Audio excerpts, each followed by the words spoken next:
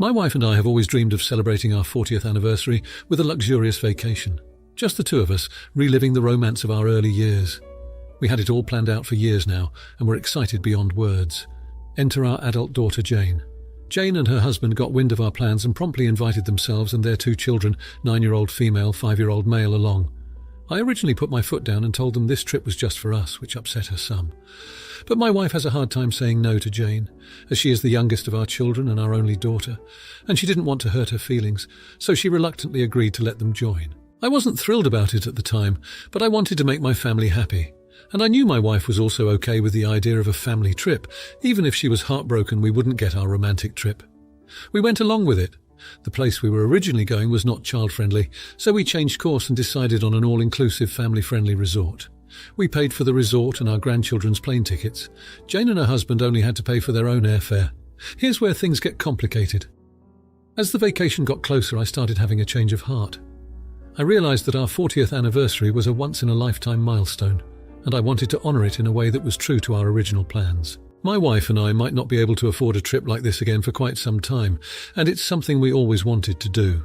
So without consulting anyone, I switched our tickets last minute to go to the romantic destination that my wife and I had originally planned for. I did not tell Jane or her husband. I didn't even tell my wife until the day before our flight left, which was a day before Jane's flight left for their vacation. It wasn't an easy decision, and I feel guilty about it. But I wanted our 40th anniversary to be the special, intimate celebration we'd always hoped for.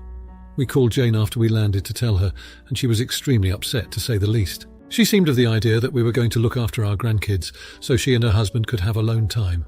And now that I abandoned her, they would have to do it all themselves. I hung up on them when my son-in-law started shouting, and my wife and I enjoyed the rest of our trip. They came back the same day we did, but have not answered any of our texts, and Jane seems to be ignoring me. My wife told me she vastly preferred our trip to the family trip we would have taken, but she still doesn't like how Jane is mad at us and wants me to apologize. I'm not sure I want to after learning Jane and her husband were using us for free babysitting and a free trip, but I feel like I should just to keep the peace. Am I the jerk for changing our trip destination last minute and leaving Jane and her family to fend for themselves? Now for a few comments before the update. Comment 1. Sorry, but I have to go. Everyone sucks here. I mean, clearly Jane was the jerk, inviting herself, her husband and her 2 kids along on what was supposed to be a milestone anniversary vacation. And this part makes me absolutely freaking cringe. And GT. She seemed of the idea that we were going to look after our grandkids so she and her husband could have alone time, and now that I abandoned her, they would have to do it all themselves. I hung up on them when my son-in-law started shouting, "You raised an entitled brat." Though sometimes how kids turn out has little to do with their parents. But on the other hand, and GT, so without consulting anyone, I switched our tickets last minute to go to the romantic destination that my wife and I had originally planned for. I did not tell Jane or her husband. I didn't even tell my wife until the day before our flight left. It wasn't an easy decision and I feel guilty about it. That guilt? Yeah, that's you knowing the answer to your question, am I the jerk? Now let's be clear. Sometimes we have to be the jerk. Sometimes we have to take action without telling anyone or without being above board. Sometimes we have to spring a surprise on someone who was completely unsuspecting. But that doesn't mean we're not jerks for doing it. Rather than put your foot down and set boundaries, you kind of took the chicken shoot way out of not telling anyone until it was too late for anyone to do anything about it. And honestly, I'm cheering you on for doing it. But it is a jerk move. Comment 2. Not the idiot. What part of the 40th anniversary trip did your daughter and son-in-law not understand? Oh, boo freaking who. They wanted to spend time alone and designated the grandparents to babysit on what should have been their special trip. If your daughter and son-in-law wanted alone time on a trip, they could have gone on a different trip and politely asked you and your wife to watch the kids while they were away, not try and hijack your trip. Do not feel guilty, Opie, not even for a second, not even. You and your wife have done the parenting of your kids, and now it's time to start enjoying life as a couple again. Sure, you're parents and grandparents, but you're still a couple and deserve to enjoy falling in love with each other all over again with romantic trips that do not include your offspring or grandkids. Your daughter needs a swift kick of reality right in the tuchus. She had the audacity to invite her family to your romantic weekend with the express purpose of securing babysitters so she could enjoy herself without any thought for her parents. The entitlement is mind-boggling. Comment 3. Not the idiot and your daughter flat out admitting she was planning to have you two be on babysitting duties during your anniversary vacation, so her and her husband can get some alone time, is so extremely selfish that might almost feel like parental fail. You have catered to her needs seems a bit too much, and she has gotten the idea that your world revolves mainly around her, maybe because she's your youngest, but she is an adult person in a relationship with kids now, so should understand quickly you have your own relationship and life outside being her parent. You did the smart thing, OP. If I were in your place, I'd leave the reach out to Jane to see when she will try to contact you. Communicate all this with your wife too. It is unfair what they had planned for your vacation, and especially when they knew you wanted alone time. You paid for their kids' holiday too, so you are entirely guilt-free about changing your plans. Now for the update. So, you remember the vacation fiasco, right? Well, buckle up because the last 2 weeks have been one hell of a ride. Firstly, as we were enjoying our romantic, kid-free vacation, we received an emergency call. Jane's husband, Mike, tripped while chasing their youngest at the airport, breaking his ankle. Jane, left in the lurch with 3 kids and a husband in a cast, was in full-on panic mode. I'll admit we both felt a pang of guilt, but we pushed it aside and continued to enjoy our trip. After all, Jane and Mike are both adults. Just when we thought things couldn't get worse, a massive storm hit our hometown. Jane's house was in the danger zone. With Mike immobile and Jane overwhelmed, they had to temporarily move in with my wife's sister, Sue. Now, Sue's a lovely woman, but she's always been allergic to children, figuratively speaking. It's been a chaotic mess of kids crying, Sue sneezing, and a whole lot of tension. Meanwhile, our idyllic vacation was interrupted by the news that Jane's house had been significantly damaged by the storm. My wife, always the worrier, was starting to feel like we were being punished for ditching our family. I tried to reassure her. It was just a freak accident, right? Then, just as we were wrapping up our vacation, we got a call from Jane, crying. She confessed that she'd been too reliant on us and realised she had been taking advantage of our kindness. It was a shocking confession, to say the least. She apologised profusely, admitted she was wrong, and said she understood why we had left them behind. It's been a strange turn of events. We're back home now, helping where we can. And while a part of me feels vindicated, another part, a bigger part, just feels terrible. The storm, the injury, the confession, it's a lot to process. My wife and I were just trying to help our family recover, while finding a new balance in our relationship with Jane and Mike. So much for a drama-free 40th anniversary trip, huh? Now for the comments. Comment 1. Not the idiot. Jane and Mike's predicaments are unfortunate, but they are not your responsibility. It's commendable that you took time out of your vacation to help them out, but it's important to remember that their situation is not a result of your actions. Jane's apology suggests that she recognises that she's been leaning heavily on you and your spouse, which is a step in the right direction. It may be time to set some boundaries with Jane and Mike moving forward to prevent this type of situation from recurring. Comment 2. No idiots here. It's clear that Jane and Mike are going through a tough time, and it's natural for them to lean on their support network during these circumstances.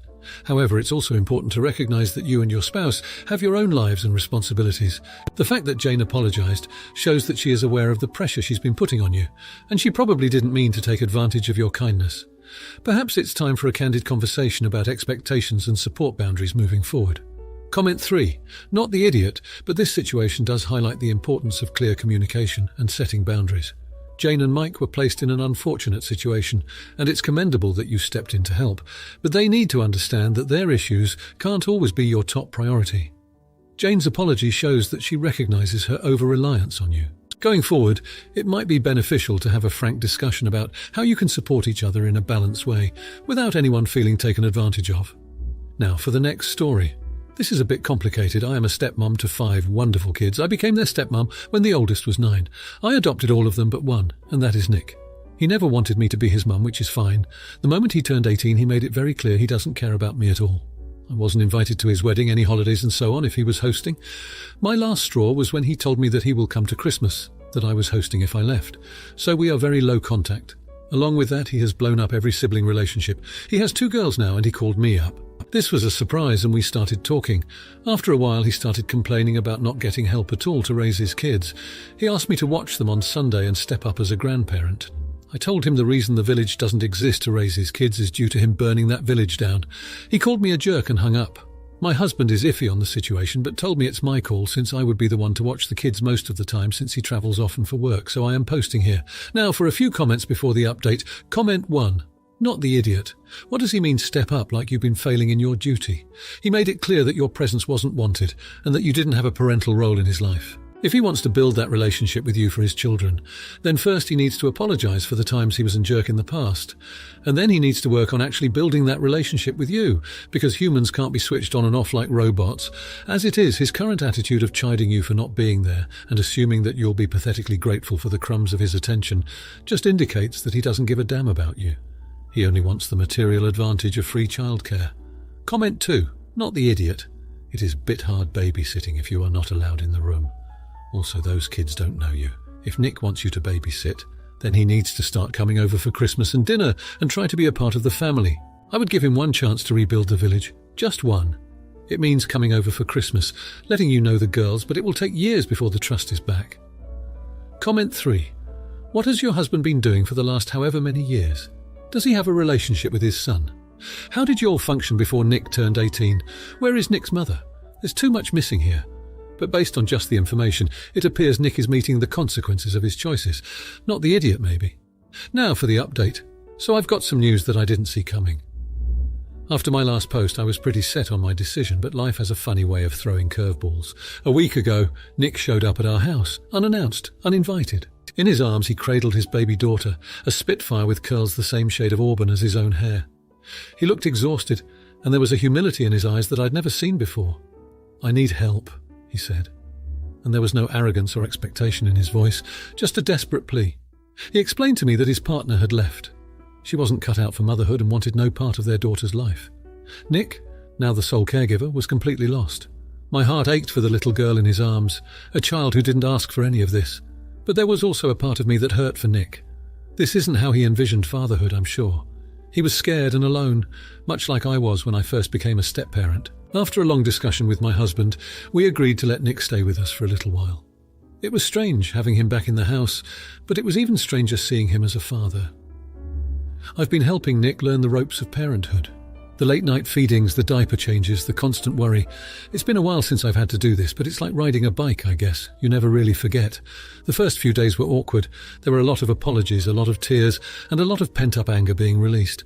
But as the days passed, a sort of rhythm developed. Nick's been trying, and I can see that. He's been patient and open, and he's starting to understand that parenting is about a lot more than just taking responsibility. I'm glad Nick reached out, and I'm glad I decided to help. It's not just about mending our relationship, but also about giving his daughter a chance for a better start. There's still a lot of work to be done, but I think we're on the right path. I guess life's just like that sometimes. It throws you into situations that force you to grow. I can't say that all is completely forgiven and forgotten, but this is a start, and it's more than we've had in a long time. The past may be messy, but the future doesn't have to be. Now for the comments. Comment 1. Not the idiot. I think it's incredibly compassionate and mature of you to put aside past differences and offer help to Nick in his time of need. Being a parent is hard, especially when you're thrown into it unexpectedly and alone. Your support is likely invaluable to him right now. I think it's also important to consider the child in this situation. They didn't ask to be born into this situation, and by helping Nick, you're also helping provide a stable environment for the child, which is critical in their early stages of development. It's okay if forgiveness isn't fully achieved yet. Healing takes time. But the fact that you're willing to work towards it shows a great deal of strength and character. Comment 2. No idiots here. You're doing what you believe is best for everyone involved, and that's commendable. You're helping a person in need and mitigating the impact on a child who could otherwise be affected by the situation. It's understandable that you feel a bit awkward in the beginning. After all, Nick is your ex, and you're essentially helping him to navigate through a life-changing circumstance. But as time goes on, this will likely ease. The most important thing is that you're actively working towards a better future and focusing on the well-being of the child. Comment 3. Not the idiot for offering your help, but it's important to set boundaries and expectations early on. You're doing a great thing by helping Nick and his daughter, but it's also crucial that you maintain your own peace and happiness. This situation is incredibly complex, and it's okay to feel a range of emotions. Your feelings are valid, and it's important to communicate them with your husband and Nick when necessary. It's clear you're empathetic and want to do what's right for everyone involved, which shows your good character. However, remember that it's okay to prioritize your own needs as well. Now, for the next story. My oldest, Bethany, 16-year-old, has a step-sibling, Maria, 14, almost 15. Bethany and I are white, while my husband and Maria are of Mexican descent. They have been in each other's lives since they were 6 and 7, and overall the relationship is good until recently.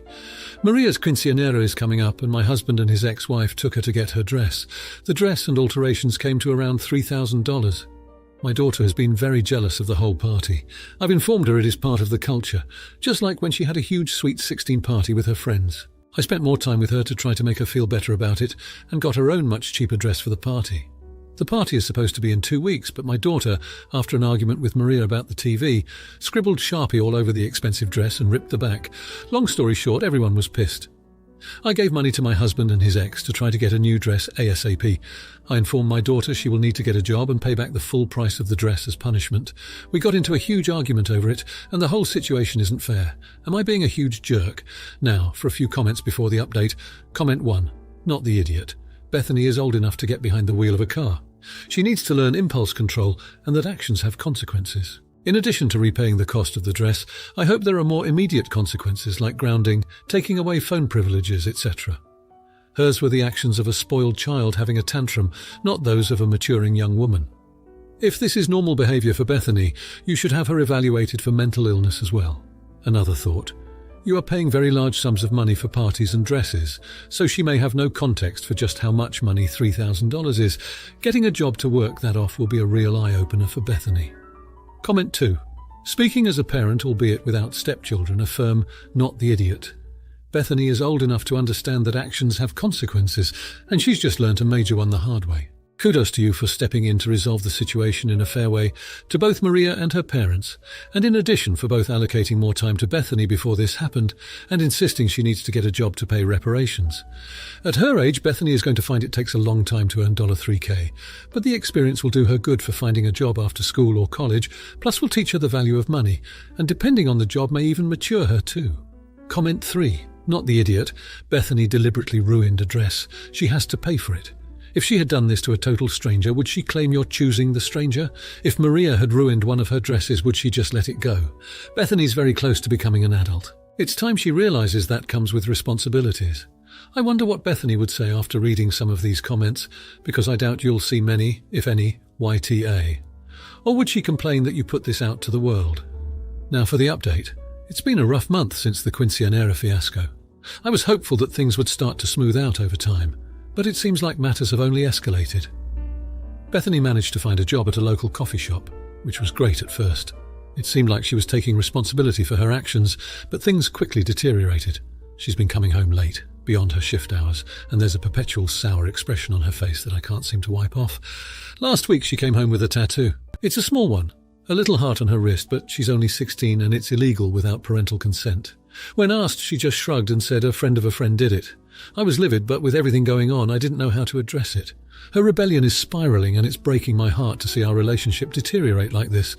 On the other hand, Maria's new dress was beautiful, and the quinceanera went on as planned, but it was bittersweet. Bethany didn't attend, choosing to work an extra shift instead. My husband was crushed. He'd always dreamt of having both his daughters by his side on such an important day.